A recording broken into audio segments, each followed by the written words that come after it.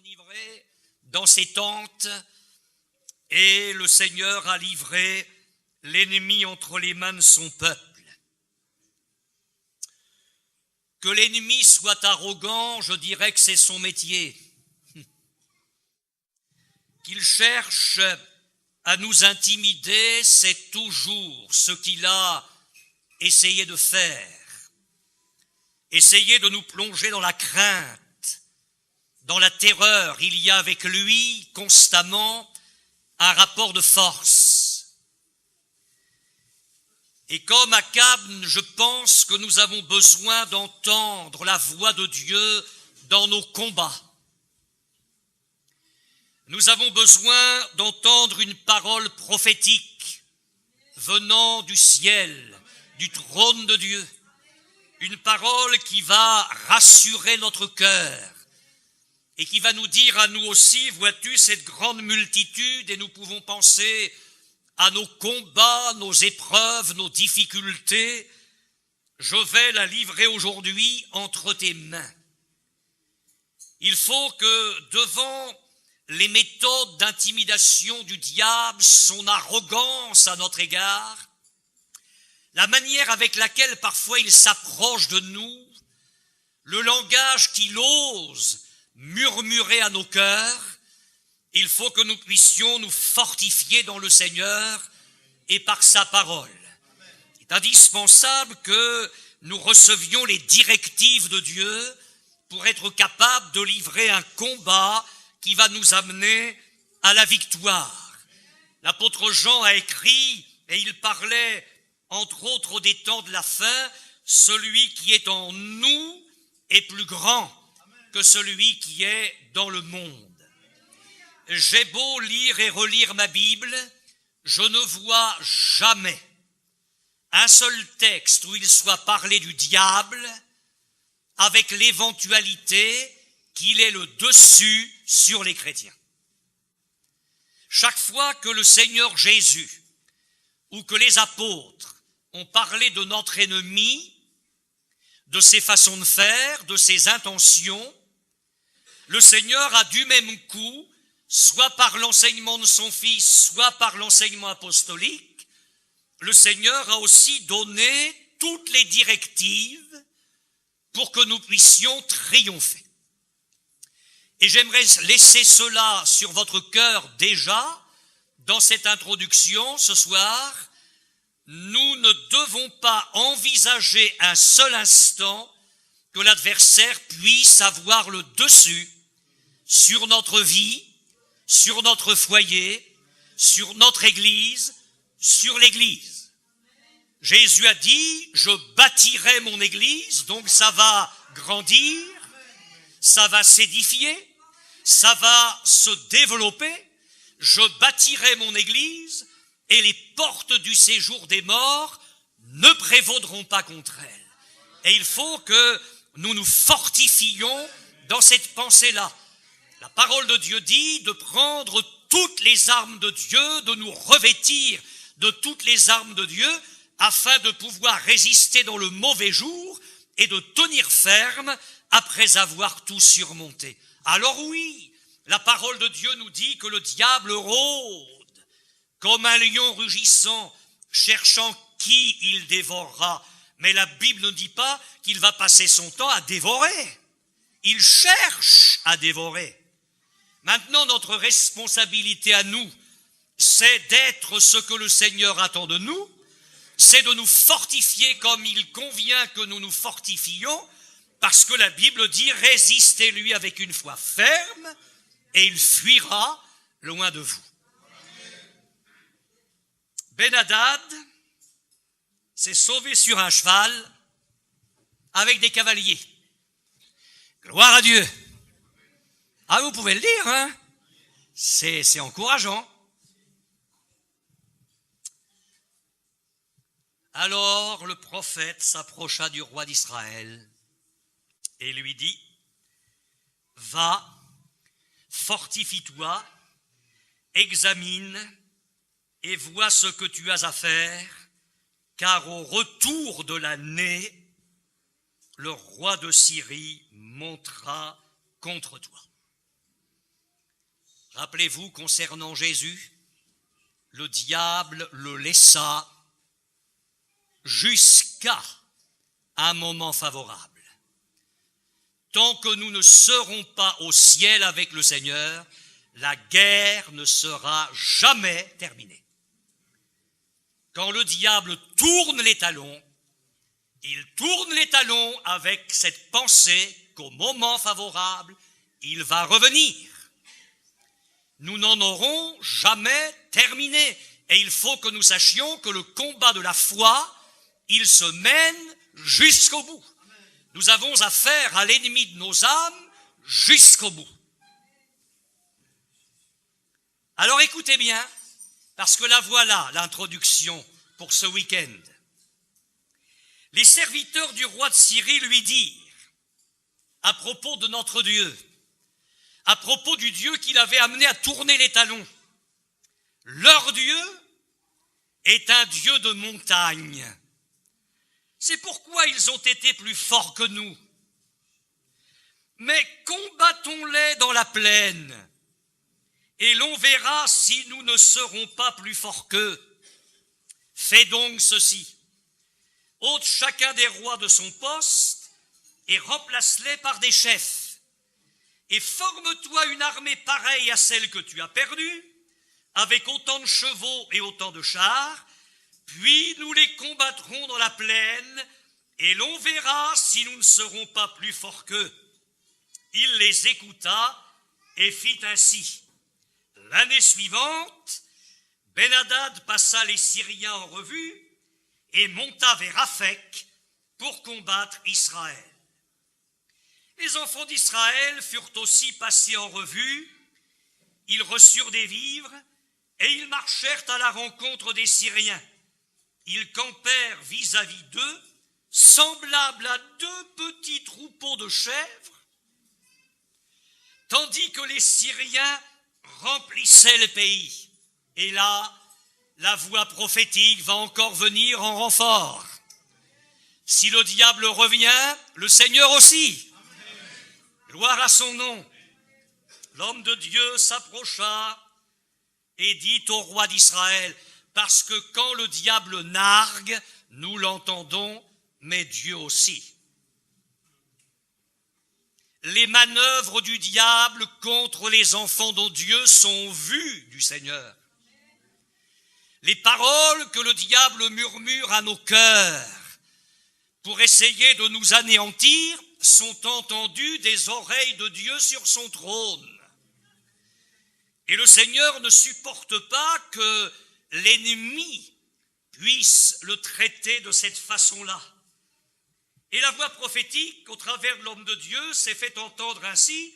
Ainsi parle l'Éternel, parce que les Syriens ont dit, l'Éternel est un Dieu des montagnes et non un Dieu des vallées. Je livrerai toute cette grande multitude entre tes mains et vous saurez que je suis l'Éternel. Ils campèrent 7 jours en face les uns des autres. Le 7e jour, le combat s'engagea et les enfants d'Israël tuèrent aux Syriens 100 000 hommes de pied en un jour. Le reste s'enfuit à la ville d'Aphek et la muraille tomba sur 27 000 hommes qui restaient. Ben-Hadad s'était réfugié dans la ville où il allait de chambre en chambre et ça va mal finir pour lui. Ah bon, l'ennemi pense que je ne suis qu'un Dieu de montagne. Eh bien, je vais lui prouver, et vous prouvez, vous le peuple de Dieu, par la même occasion, que je suis aussi le Dieu des vallées.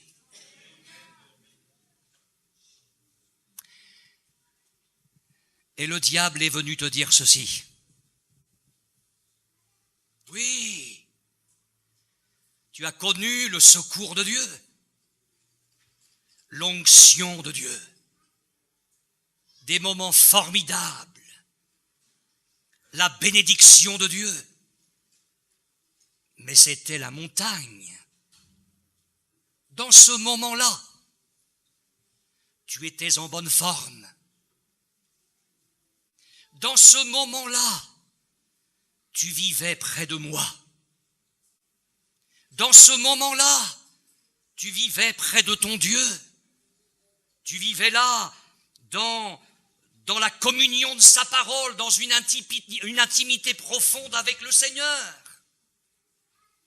Et le diable vient dire, oui, mais c'était le temps des montagnes. Alors dans ces moments-là, il n'est pas étonnant que Dieu t'ait béni, que Dieu t'ait secouru. Et souviens-toi, comme ça allait bien dans ton âme, comme ça allait bien dans ton corps, comme ça allait bien dans ton foyer, comme l'Église allait bien, comme tu étais dans un temps de facilité, de prospérité, c'était la montagne. Alors il n'est pas étonnant que dans ces moments-là, Dieu t'ait béni, Dieu t'ait secouru. Et rappelle-toi ces moments délicieux devant sa parole, ces moments délicieux dans la prière, où là, genoux devant le Seigneur, l'onction de l'Esprit descendait comme un torrent rafraîchissant. Souviens-toi de ces moments d'intimité formidables avec Jésus, c'était extraordinaire. Seulement ce soir, et j'ai cette pensée pour quelques-uns, c'est la vallée. Ce n'est plus le temps de la montagne, c'est la vallée. Et le diable qui n'a pas réussi sur la montagne va essayer dans la vallée. Alors c'est l'épreuve. Et vous êtes mieux placé que moi pour savoir ce qui vous touche ce soir. C'est la maladie. C'est la tempête dans le foyer. C'est la tempête dans l'église où on est. C'est la tempête dans nos pensées. C'est la vallée d'une chute. On a repris la cigarette. Ou on a repris l'alcool. Pas trop, mais un peu trop. On a repris quelques anciennes habitudes, c'est la vallée. Et là, le langage du diable est terrible. Parce qu'il vient te dire, ton Dieu est un Dieu de montagne, ça c'est sûr. Mais maintenant, on va voir dans la vallée. Regarde où tu en es, regarde où tu es, t'es moins fier, là. Hein? C'est moins glorieux que l'année dernière.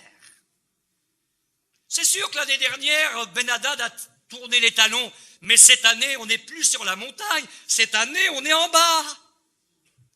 Alors on va voir maintenant, dans la vallée, comment ça se passe.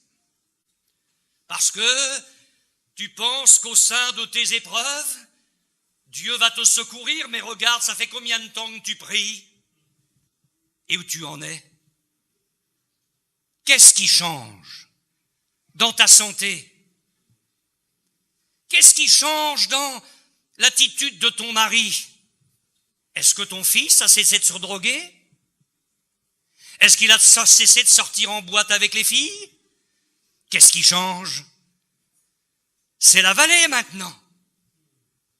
Et maintenant que tu es moins en forme spirituellement, que tu viens moins à l'église, tu viens en te faisant tirer, maintenant que tu as repris quelques petites mauvaises habitudes, tu penses que le Seigneur, dans cette vallée-là, va te secourir? Mais ton Dieu est un Dieu de montagne. Es-tu sûr qu'il soit un Dieu de vallée? De ta vallée. Alors c'est ça que je suis venu partager avec vous dans ce week-end. Nous allons descendre, si vous le voulez bien, honnêtement, dans nos vallées.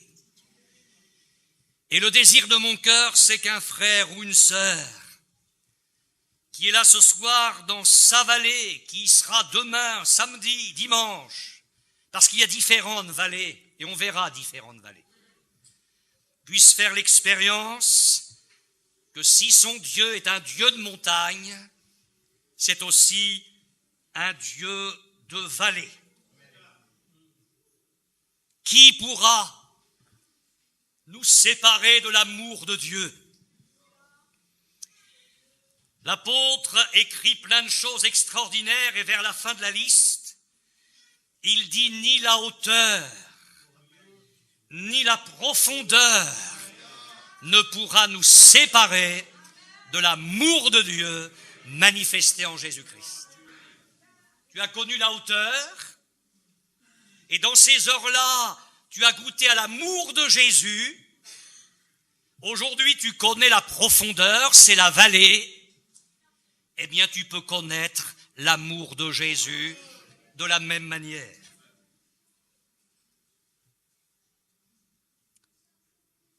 J'aimerais vous parler ce soir de la vallée des pleurs. Le psalmiste a écrit « Heureux ceux qui placent en toi leur appui. Ils trouvent dans leur cœur des chemins tout tracés. Lorsqu'ils traversent la vallée de Baca, ils la transforment en un lieu plein de sources, et la pluie la couvre aussi de bénédictions. Le Seigneur n'a jamais promis que le chemin du chrétien serait toujours un chemin facile. Ce psaume place le chrétien devant cette éventualité qu'à un moment ou à un autre de son parcours chrétien, il y a cette traversée incontournable de la vallée de Baca. C'est la vallée des pleurs. C'est le chemin aride. On a le sentiment que tout est desséché. C'est le chemin de l'épreuve terrible. On a l'impression que là, dans cette vallée-là, on ne va pas s'en sortir. Je voudrais d'emblée vous faire remarquer que ce texte des psaumes ne dit pas que c'est Dieu qui transforme la vallée de Baca, la vallée des pleurs, en un lieu plein de sources. C'est nous. C'est nous. Lorsqu'ils traversent la vallée de Baca, ils, les croyants, ceux qui placent en Dieu leur appui, ils transforment la vallée de Baca en un lieu plein de sources. Il ne faut pas attendre du Seigneur ce que le Seigneur attend de nous. Dans la vallée des pleurs, le Seigneur attend des choses de notre part. Dans la vallée des pleurs, et c'est ce qu'on va voir tout au long de ce week-end, Dieu est prêt à nous donner tout ce dont nous avons besoin pour que nous-mêmes, nous soyons capables de transformer la vallée des pleurs en un lieu plein de sources. Le Seigneur peut nous donner cette capacité. Alors mon texte de ce soir, pour ceux qui ont la parole de Dieu et qui voudront suivre la lecture, c'est dans la seconde épître aux Corinthiens, au chapitre 1er, verset 3. Béni soit Dieu, le Père de notre Seigneur Jésus-Christ, le Père des miséricordes et le Dieu de toute consolation, qui nous console dans toutes nos afflictions, afin que par la consolation dont nous sommes l'objet de la part de Dieu, nous puissions consoler ceux qui se trouvent dans quelque affliction. Car de même que les souffrances de Christ abondent en nous, de même notre consolation abonde par Christ. Si nous sommes affligés, c'est pour votre consolation et pour votre salut. Si nous sommes consolés, c'est pour votre consolation qui se réalise par la patience à supporter les mêmes souffrances que nous endurons.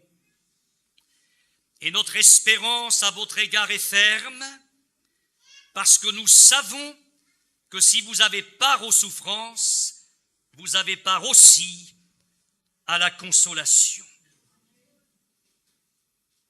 Dieu, le Père de notre Seigneur Jésus-Christ, le Père des miséricordes, est le Dieu de toute consolation. Eh bien, ce verset nous fait ce soir découvrir l'infinie beauté du cœur de Dieu. Et il nous fait découvrir la richesse de son secours envers nous. Nous parlons de la miséricorde de Dieu et nous avons raison. Et pourtant ce texte me parle ici du Père des miséricordes. Nous parlons de la consolation de Dieu. Mais ici, il est question du Dieu de toute consolation. Ce qui m'amène à réaliser que Dieu est la source intarissable de toutes les miséricordes dont nous avons besoin. Et Dieu est la source intarissable de toutes les consolations dont nous serons les bénéficiaires. Quand l'apôtre Paul écrit à l'église de Rome, il dit que le Dieu de la persévérance et de la consolation. Dans cette épître, il présente le Seigneur comme le Dieu de la consolation. Mais ici, dans sa seconde lettre aux Corinthiens, il est question du Dieu de toute consolation. Permettez-moi une image, celle d'un fleuve qui coule, abondant, puissant, large, majestueux, et on arrive au delta de ce fleuve. Et là, le fleuve se divise en une multitude de bras. Je crois que la miséricorde de Dieu, c'est ça. C'est un fleuve extraordinaire qui coule du trône et du cœur de Dieu. Majestueux, large, profond, magnifique, extraordinaire. Mais il y a un moment où la miséricorde de Dieu se divise en une multitude de bras parce que dans certains domaines de notre vie et dans d'autres, et dans d'autres, et dans d'autres, nous avons besoin des miséricordes de Dieu, du caractère infiniment varié de la miséricorde de Dieu. Il en est ainsi de la consolation. Elle est comme un fleuve abondant qui coule. Mais à un moment donné, Dieu sait que pour les siens, pour son Église, pour ses églises, cette consolation a besoin de revêtir différents caractères, différentes manifestations. Et c'est ça qu'on va partager ce soir. Ce qui fait que le Dieu de la consolation devient le Dieu de toute consolation. Il y a des hommes qui ont expérimenté ce secours divin infiniment riche. Je pense au psalmiste, psaume 94, verset 19. Quand les pensées s'agitent en foule au-dedans de moi. Ça vous arrive pas, ça? Ça vous arrive pas? Quand on se lève le matin, et on est là, je sais pas comment, vous déjeunez pas beaucoup, vous les gitans, je crois. Alors je vais parler comme un sédentaire. Quand je suis là le matin, je me lève, et que je suis là devant mes tartines beurrées et mon bol de thé, parfois, les pensées s'agitent en foule. La journée n'est pas commencée que c'est déjà la tempête dans le crâne. Et puis il y a la journée. Et puis, mais on connaît tout ça, à un moment donné ou à un autre, on se met au lit, mais l'esprit est bien debout. Le corps voudrait dormir, mais les pensées sont là bien debout, bien agitées. Les pensées s'agitent en foule. Et on pense à nos drames, on pense à nos souffrances, on pense à nos soucis, on pense à nos combats. Et les pensées sont là qui s'agitent en foule. Eh bien, mon frère, si tu vis ça ce soir, Ma sœur, si tu es venue dans ce week-end dans cet état-là, alors vraiment il faut que, par la grâce de Dieu, il y ait une guérison, il y ait une bénédiction. Quand les pensées s'agitent en foule au-dedans de moi, tes consolations réjouissent mon âme. Alors il y a ce verset 3. Le Dieu de toute consolation, et ça me suffit ce soir pour cette réunion. Je vous propose que dans le fleuve du Seigneur, on aille ramasser ce diamant-là, parce que c'est un diamant, et qu'ensemble, non pas dans nos mains, mais dans nos cœurs, nous puissions l'examiner sous toutes ses facettes, parce que vous allez voir que cette expression, le Dieu de toute consolation, brille de 1000 feux pour notre cœur. Bon, je vais vous dire des choses simples, tout simplement parce que les choses simples, ce sont les choses qui ne sont pas compliquées. Et vous dire tout d'abord que Dieu vous consolera dans toutes vos afflictions. C'est ce que Paul a constaté dans son expérience chrétienne. Il dit, le Dieu qui nous console dans toutes nos afflictions. Alors je prends ce verset, ce diamant de Dieu, première facette, le Dieu de toute consolation dans le temps. Et je vais m'expliquer.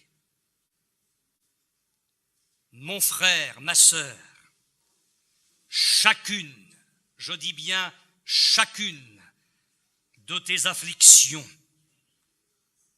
va être l'occasion pour ton Dieu de déverser dans ton cœur sa consolation.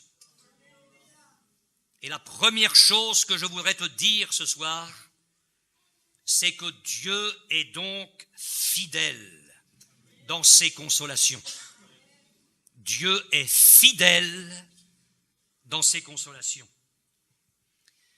Je dis le Dieu de toute consolation dans le temps.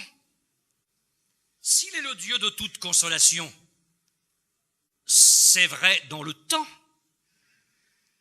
Je veux dire par là que Dieu ne t'a pas consolé hier pour t'abandonner à tes souffrances ce soir et te laisser sans espoir de soutien au sein de tes détresses demain. Ce soir, tu es dans ta vallée, mon frère. Ce soir, tu es dans ta vallée, ma sœur. On ne le montre pas toujours aux autres.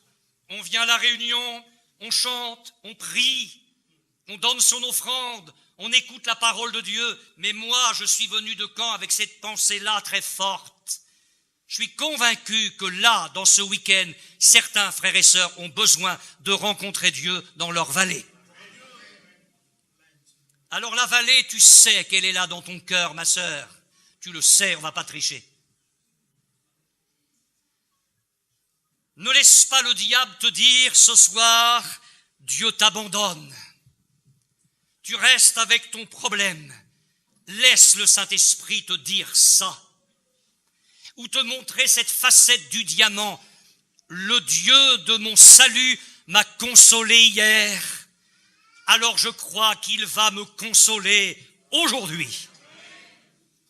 Et ce ne sera pas terminé. Il y aura, je le sais, encore des afflictions demain. Eh bien, Dieu saura me consoler demain. Et je veux reprendre courage. Et devant le diable, je veux confesser la parole de Dieu. Dieu, mon Dieu, est le Dieu de toute consolation. Deuxième facette. Le Dieu de toute consolation devant la multitude des afflictions. Parce que si Dieu console dans le temps, il console aussi devant la multitude des afflictions.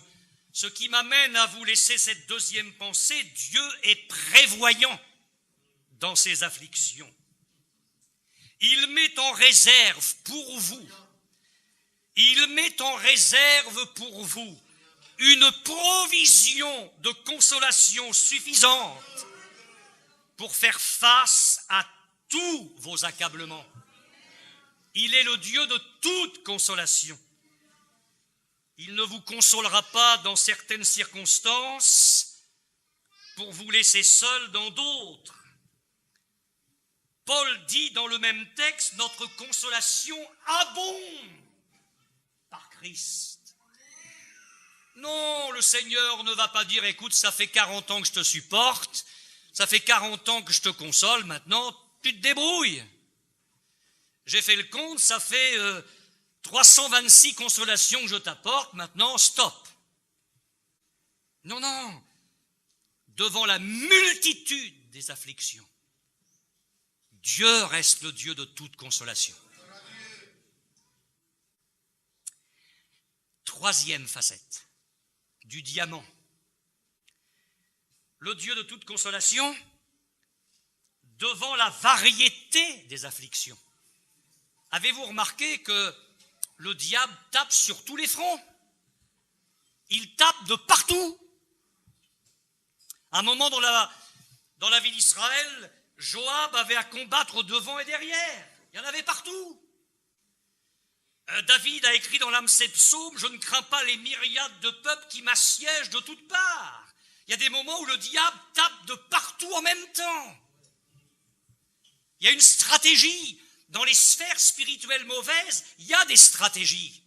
Et il y a des moments où le diable, plus féroce qu'à d'autres moments, parce qu'il y a des temps pour le diable, il y a des moments où le diable mobilise ses armées et tape de partout en même temps.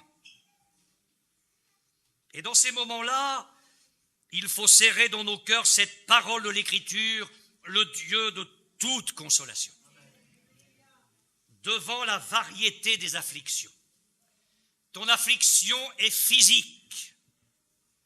Mauvaise nouvelle du Toubib. Les analyses ne sont pas bonnes. L'échographie, l'IRM, est inquiétante. L'opération se profile à l'horizon. C'est une affliction. Elle peut être morale. Des soucis qui accablent, qui écrasent. Et comment ça va finir, Seigneur? Comment ça va finir tout ça?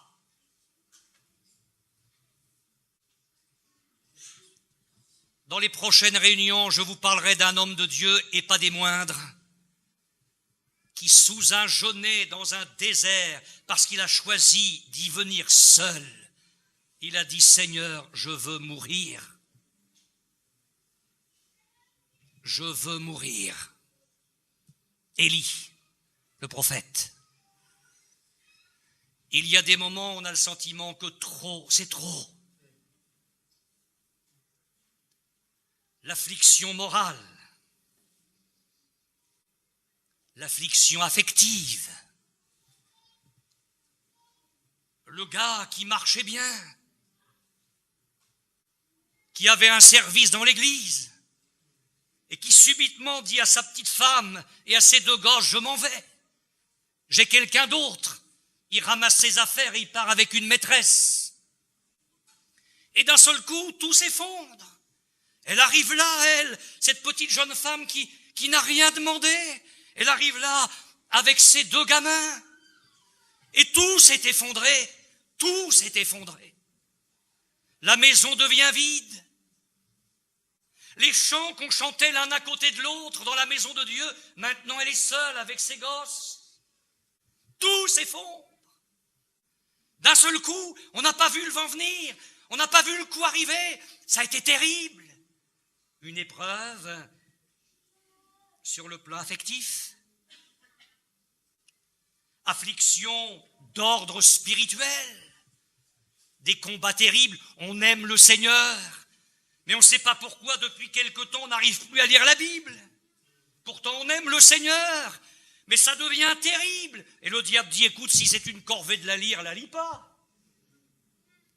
On aime le Seigneur et on ne sait pas pourquoi, mais on ne peut pas l'expliquer. On trouve moins de goût aux réunions, il n'y a pas de raison pour ça, mais c'est comme ça. Moins d'entrain pour chanter, enfin une espèce de perte de vitesse inexplicable. Parfois ça s'explique, mais parfois ça ne s'explique pas. C'est une agression de l'ennemi. Affliction spirituelle. Nos afflictions provoquées par Satan, provoquées par le monde, provoquées par notre chair avec laquelle nous sommes en conflit en permanence, provoquées par les faux frères. Ah tiens, savez-vous ce que c'est qu'un faux frère? C'est un frère, mais la différence c'est qu'il est faux. Et parfois c'est à s'y tromper. Parce que c'est un frère, mais c'est un faux frère.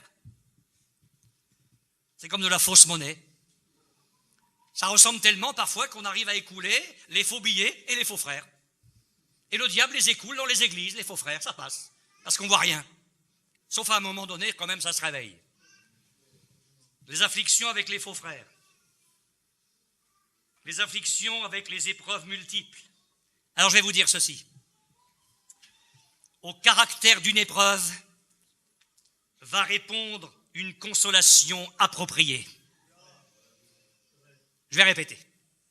Au caractère d'une épreuve va répondre une consolation appropriée. Parce que Dieu est le Dieu de toute consolation. Il est fidèle dans ses consolations. Il est prévoyant dans ses consolations. Mais il est riche dans ses consolations. Quatrième facette. Le Dieu de toute consolation, quelle que soit la grandeur, quelle que soit l'intensité, quelle que soit la sévérité de la peine, et je vous le dis de tout mon cœur, il n'existe pas d'abîme trop profond dans lequel notre Dieu ne puisse descendre avec nous. Ce qui m'amène à vous dire que Dieu est puissant dans ses consolations. Fidèle, oui, prévoyant, oui, riche, oui, mais aussi puissant. Rien ne peut nous séparer des soins de notre Père céleste. Tu vas dans la citerne sans eau, victime de la jalousie de tes frères, il va descendre avec toi dans la citerne. Ça suffit pas. Les frères veulent se débarrasser de toi et te livrer à la caravane d'Ismaélites. Transplantation géographique, bouleversement dans ta vie, mais le Seigneur sera avec toi dans la caravane. Ismaélite. Et puis sur ton lieu de travail, te voilà victime des accusations mensongères d'une bonne femme perverse. Et il n'y a que toi qui n'es pas cru, tout le monde croit cette affaire-là. Alors que toi, tu sais, devant ton Dieu, qu'il n'y a rien de vrai là-dedans. Et tu te retrouves en prison à cause de ça. Dieu sera avec toi dans la prison. Il est le Dieu de toute consolation. Cinquième facette. Ça veut dire que Dieu consolera chacun de ses fidèles. Il est le Dieu de toute consolation. Sa consolation est pour chacun des siens. Je voudrais que ce soir, si vous en avez besoin, vous soyez convaincus de ça. Dieu ne va pas consoler seulement mon frère, je crois qu'il va me consoler. Il ne va pas consoler seulement ma sœur, il va me consoler. Sa consolation est pour chacun. Il est le Dieu de toute consolation. Paul en avait la certitude. Si nous sommes consolés, écrit-il aux Corinthiens, c'est pour votre consolation. Il dit, si nous avons été consolés, vous le serez aussi. Paul avait cette certitude que les Corinthiens seraient aussi consolés parce que Dieu est juste dans ses consolations. Pourquoi voudrais-tu qu'il console ton frère, ta sœur dans la foi et qu'il ne te console pas? Alors il va consoler le plus faible au milieu de nous ce soir, comme le plus fort. Il va consoler l'agneau, comme la brebis vigoureuse. Il va consoler les nouveaux-nés en Christ, comme les hommes faits. T'as 6 mois de conversion, dans ton affliction, il va te consoler. T'as 50 ans de conversion, tu passes par l'affliction, il va te consoler. Et il ne faut pas qu'un regard sur nous-mêmes, au lieu qu'il ne soit porté sur Christ, ne nous amène à nous priver de la consolation divine, par exemple en pensant que nous ne la méritons pas. Tout est grâce. Il ne faut pas qu'un doute s'installant dans notre cœur nous empêche de saisir la consolation dont nous avons besoin. Il ne faut pas qu'une comparaison avec les autres ne nous plonge dans le découragement et nous tienne éloignés des consolations divines. Ah ben c'est normal qu'il console mon frère parce que lui c'est un homme de Dieu, mais moi qu'est-ce que je suis? Ah c'est normal que Dieu console cette sœur-là parce qu'elle est spirituelle, mais moi je suis un pauvre type. Dieu est le Dieu de toute consolation. Et rapidement, je ne vais pas développer ces points, elles sont sur mes notes, je n'ai pas le temps de les développer. Rapidement, comment est-ce que Dieu s'y prend pour nous consoler? C'est intéressant de savoir ça. Il faut quand même avoir la recette. Pour savoir comment nous pouvons transformer, nous, la vallée de Baca en un lieu plein de sources. Le Dieu de toute consolation, c'est la dernière facette du diamant. Ça veut dire que Dieu a divers moyens pour nous consoler. Les consolations de Dieu présentent divers visages selon les situations, les individus, les voies de Dieu, les plans de Dieu. Un des premiers moyens, c'est sa parole. Paul dit dans sa lettre aux Romains, par la patience et par la consolation que donnent les Écritures, y avons-nous suffisamment recours? Que de chrétiens qui pourraient parler de leurs expériences bénies dans ce domaine. Dans l'affliction, ils lisent la parole de Dieu et un verset vient comme un baume sur leur affliction et les guérit. C'est un véritable travail du Saint-Esprit et j'y viens justement dans quelques secondes. Mais la parole de Dieu vient comme un médicament spirituel, guérir nos afflictions. Lisez-la plus que jamais. Vous allez dire, pasteur, nous on fait partie d'un peuple, on ne sait pas tous lire. Je vais être très pratique, apprenez à lire. Oui, je suis très sérieux. Il faudrait vous y mettre, ceux qui ne le savent pas. Apprenez à lire, pour pouvoir lire vous-même la parole de Dieu. Puis il y a le secours du Saint-Esprit. Il est le consolateur.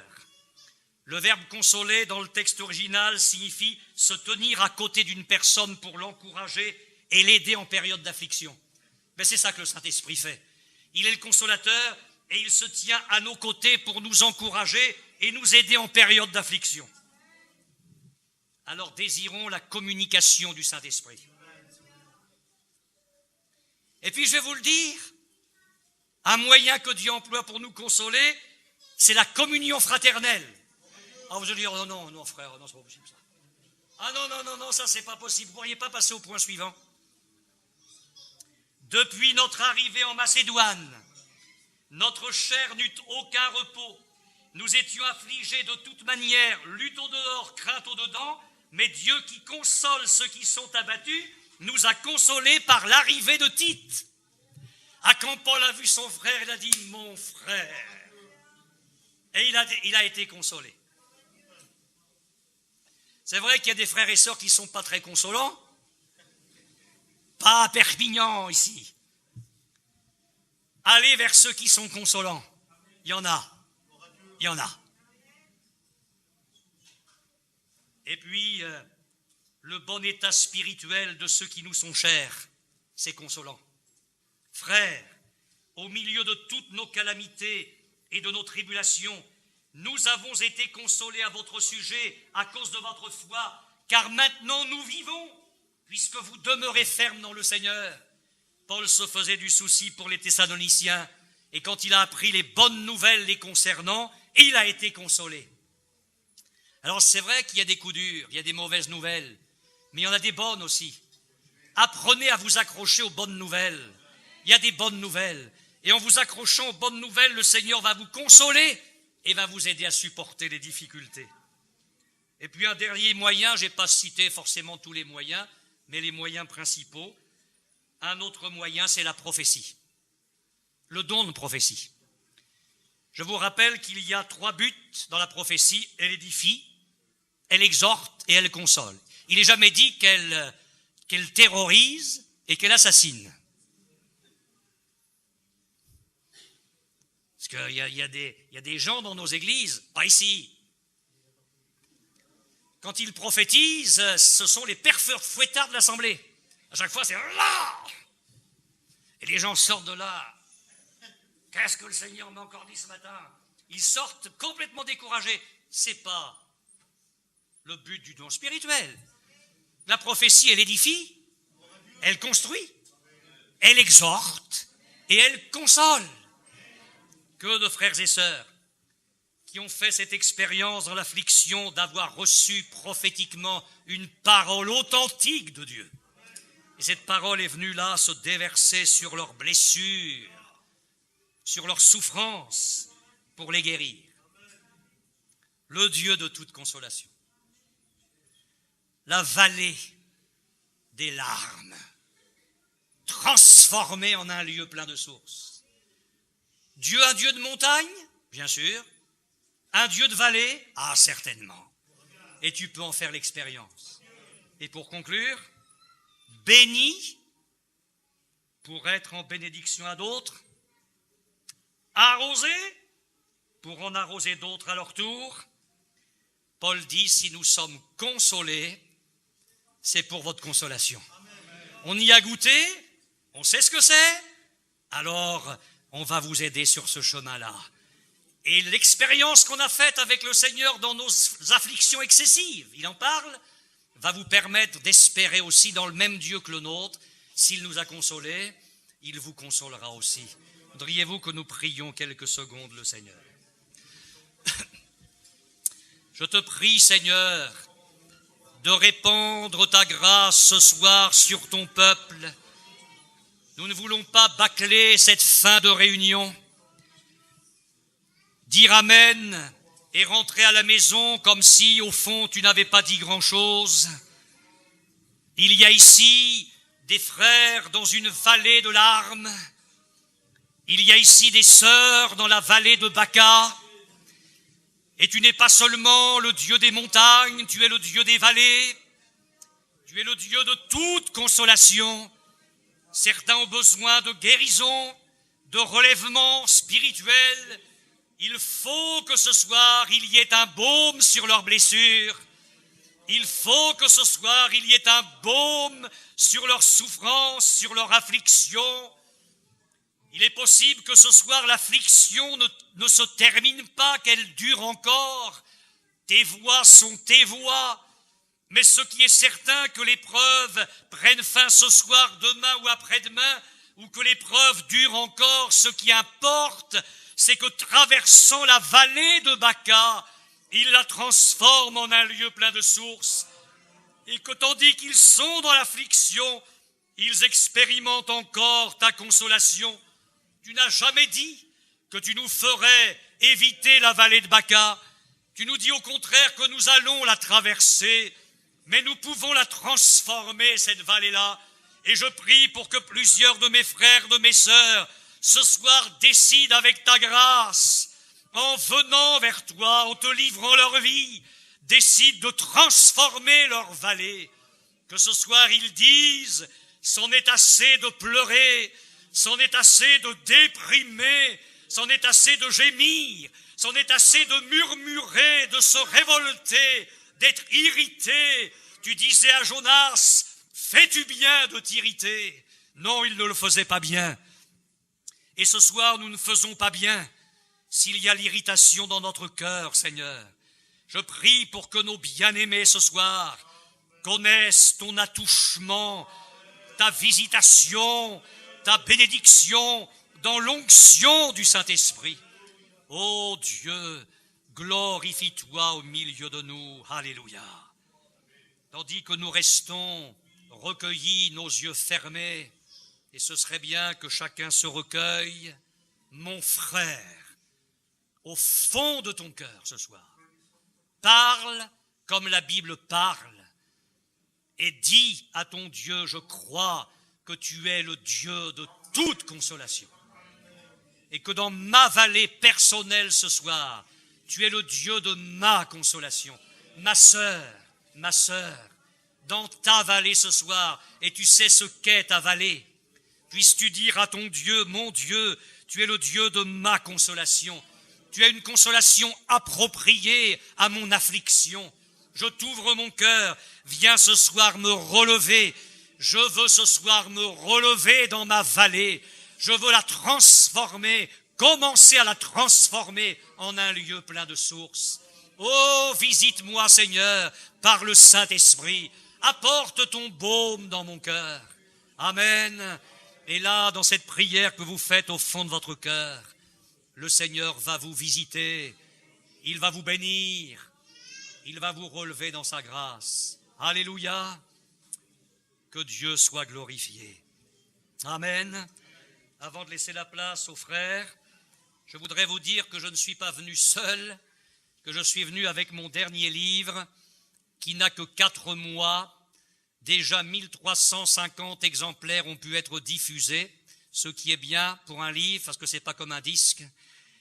Ce livre, j'en avais apporté quelques-uns, mais très peu, lors de notre rassemblement à Beaucaire, il y a quelques mois en arrière. C'est le rôle de la lumière dans le réveil de l'Église. Juste 2 mots là-dessus, parce que j'ai parlé longuement ce soir. Ce thème-là a été pour moi une grande découverte après une 40aine d'années dans le ministère. Je peux dire que ça a été une véritable révélation dans ma vie. Découvrir la nature première de Dieu, qui est un Dieu de lumière avant d'être un Dieu d'amour. De découvrir que Jésus est un don de lumière avant d'être un don d'amour. Et je le démontre dans ce livre. Et puis alors, j'ai découvert qu'il y a dans le gouvernement de Dieu le fonctionnement de 3 lumières successives. Il y a d'abord ce que j'appelle une lumière de condamnation, puis une lumière de communion, puis une lumière de propagation. Et ça fonctionne comme ça dans l'Ancien Testament, dans la révélation que Dieu donne de lui aux hommes. Mais ça fonctionne comme ça dans le Nouveau Testament. On retrouve les 3 lumières qui fonctionnent successivement, et il ne peut pas y avoir de lumière de communion s'il n'y a pas d'abord une lumière de condamnation. Dieu qui vient libérer nos cœurs de tout ce qui est étranger à sa nature. Alors oui, je crois que dans la direction du réveil, on ne peut pas s'imaginer que Dieu va visiter et bénir son peuple, quel que soit son état spirituel. Nous nous trompons. Si nous voulons de grandes choses, il faut que Dieu puisse agir puissamment dans nos vies. Et puis il y a un chapitre, oui, je n'hésite pas à dire prophétique, où le Seigneur m'a parlé au travers de la 9e plaie d'Égypte, qui est la plaie de l'obscurité. Et une obscurité telle qu'on pouvait la toucher. Et qu'après cette plaie-là, c'est la mort. Après, ce sont les premiers-nés qui meurent. Alors, je ne vais pas vous raconter tout le livre, mais vous donner envie de l'acheter. Mais quand même, celui qui est la lumière a connu la 9e plaie sur la croix. Il a été baptisé dans les ténèbres pendant 3 heures. Et après, il a subi la dernière, c'est la mort. Et c'est comme ça dans le monde aujourd'hui. Je vous prophétise, je pèse mes mots. Je vous prophétise que la 9e plaie est tombée sur le monde. C'est la plaie de la nuit. Et qu'après celle-là, c'est la mort. Les jugements vont déferler. Alors oui, il y a un dernier chapitre sur le réveil. C'est l'heure de vous réveiller enfin du sommeil. Revêtez-vous des armes de la lumière. Vous pouvez vous procurer ce livre pour